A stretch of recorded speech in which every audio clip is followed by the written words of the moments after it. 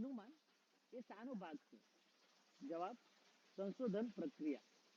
અનુમાન એ સંશોધનમાં એક મહત્વપૂર્ણ તત્વ છે જે સંશોધનની દિશા નિર્ધારિત કરે છે અને તે પરીક્ષણ યોગ્ય નિવેદન હોય છે. યોગ્ય અનુમાન કયું હોય છે? પરીક્ષણ કરી શકાય તેવું નિવેદન. સંશોધિત અનુમાન એ એવું નિવેદન છે કે જેને આંકડાઓ દ્વારા સાચું કે ખોટું સાબિત કરી શકાય. નલ હાઇપોથિસિસનો અર્થ શું થાય છે? કોઈ સંબંધ નથી એવું માનવું. નલ હાઇપોથિસિસ એના વિરુદ્ધનું અનુમાન હોય છે જેમાં માનવામાં આવે છે કે બંને ચલમાં કોઈ જ સંબંધ નથી. હાઇપોથિસિસ ક્યારે સ્વીકારવામાં આવે? જ્યારે નલ હાઇપોથિસિસ રદ ન થાય. જ્યારે સંશોધન પરિણામ ટી વેલ્યુ પ્રમાણભૂત સ્તરથી વધુ હોય ત્યારે નલ હાઇપોથિસિસ સ્વીકારવામાં આવે. હાઇપોથિસિસની કેટલીક પ્રકારોમાં સામેલ નથી. Standard hypothesis. સ્ટાન્ડર્ડ હાઇપોથિસિસ એક માન્ય પ્રકાર નથી. સેમ્પલિંગ એટલે શું? મોટા ભાગના લોકોમાંથી નમૂનો લેવો. પ્રોબેબિલિટી સેમ્પલિંગ ના પ્રકારમાં કયું સામેલ નથી? Judgemental sampling. નોન પ્રોબેબિલિટી સેમ્પલિંગનું ઉદાહરણ કયું છે? Snowball sampling. હાઇપોથિસિસ ટેસ્ટિંગ માટે કયો પદ્ધતિશાસ્ત્ર યોગ્ય છે? સર્વે મેથડ. અલ્ટરનેટિવ હાઇપોથિસિસ એ શું દર્શાવે છે? સંશોધકનું અનુમાન. સંશોધનમાં નિરૂપિત હાઇપોથિસિસના પ્રકારોમાંથી કયો પ્રકાર સંભાવનાત્મક નમૂનાકરણ નથી? અનુગામી નમૂનાકરણ. નીચેના પૈકી કયો સંશોધન માટે યોગ્ય સુવિધાજનક નમૂનાકરણ ઉદાહરણ છે? ક્લાસરૂમમાં હાજર વિદ્યાર્થીઓનું પસંદગીથી લેવાયેલ નમૂનાકરણ.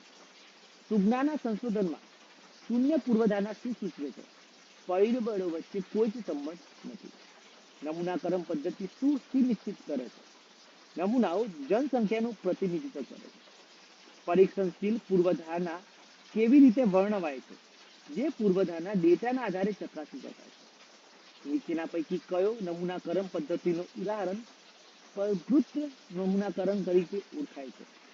જગ્યા આધારિત નમૂનાકરણ.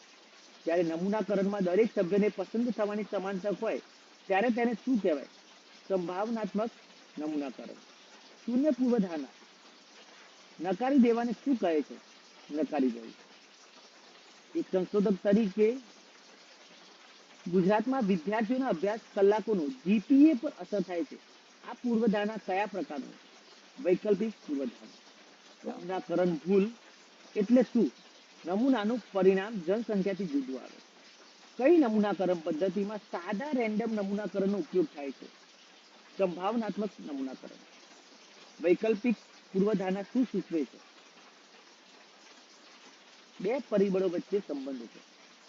કઈ નમૂનાકરણ પદ્ધતિમાં સંશોધક વ્યક્તિગત નિર્ણયો પરથી નમૂનાનું પસંદગી પાત્ર કરે છે? વિવેકાધીન નમૂનાકરણ. નીચેના પૈકી કઈ પદ્ધતિ પૂર્વધારણા ચકાસવા માટે વપરાય છે? તંત્રશાસ્ત્રીય પરીક્ષણ. નિમ્નમાં કયો ઘટક કોતરના એટલે કે હાઇપોથિસિસના ગુણધર્મોમાં સમાવિષ્ટ છે? ચકાસન ક્ષમતા. કયો ત્રુટિનો પ્રકાર નમૂનાકરણ ત્રુટિ નથી? માપન ત્રુટિ. તાર્કિક સંશોધનમાં કયું નમૂનાકરણ વધુ ઉપયોગી છે? ઉદ્દેશિત નમૂનાકરણ. નમૂનાકરણનો મુખ્ય લાભ શું છે? ખર્ચ અને સમયમાં બચત. નમૂનાનું માપદંડ પસંદ કરતી વખતે શું ધ્યાનમાં લેવાય છે? અભ્યાસના ધ્યેય અને લક્ષ્યાંક. એક સંશોધનમાં નમૂનાનું કદ નક્કી કરવાનું મહત્વ શું છે? ત્રુટિ ઘટાડવી અને નિર્દિષ્ટતા વધારવી. કયો નમૂનાકરણ પદ્ધતિ ઓછી સમસ્યાઓ સાથે લાગુ પડે છે? અનૌપચારિક નમૂનાકરણ. તર્કશક્તિ આધારિત કોતરો કયો હોય છે? વૈકલ્પિક પૂર્વધારણા. પરીક્ષણ પૂર્વક દ્રષ્ટિથી પૂર્વધારણા ચકાસવાનું તર્ક કયા પ્રકારના સંશોધન સાથે સંબંધિત છે? પરિમાણાત્મક સંશોધન. નમૂનાકરણ પદ્ધતિ પસંદ કરતા પહેલા શું જરૂરી છે? સંશોધન ઉદ્દેશ્યો સ્પષ્ટ હોવા જોઈએ. એક પૂર્વધારણા પરીક્ષણ કરી શકાય એવું હોય એટલે તે ચકાસનક્ષમ છે.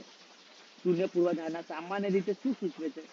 સંબંધ નથી અથવા કોઈ જ અસર નથી. વિશિષ્ટ જૂથથી માહિતી મેળવવી હોય ત્યારે કઈ નમૂનાકરણ પદ્ધતિ યોગ્ય રહેશે? ખોટા નમૂનાકરણ. નમૂનાકરણમાં સ્નોબોલ પદ્ધતિ ક્યારે ઉપયોગી છે?